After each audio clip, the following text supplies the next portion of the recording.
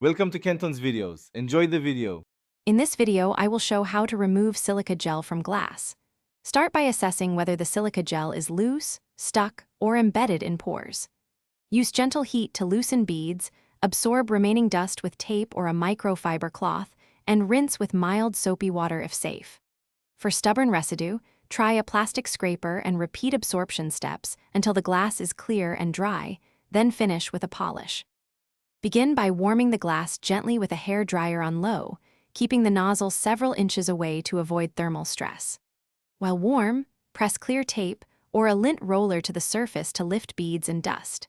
If particles persist, use a soft plastic scraper at a shallow angle, then clean the area with a microfiber cloth and mild soap, rinsing and drying thoroughly to prevent streaks and water spots.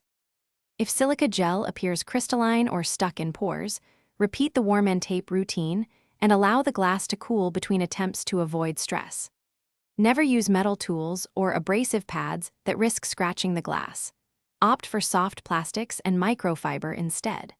For soot-like or embedded residue that resists home methods, consult a professional for glass polishing or restoration to safely remove. Thanks for watching. Consider subscribing if we helped you.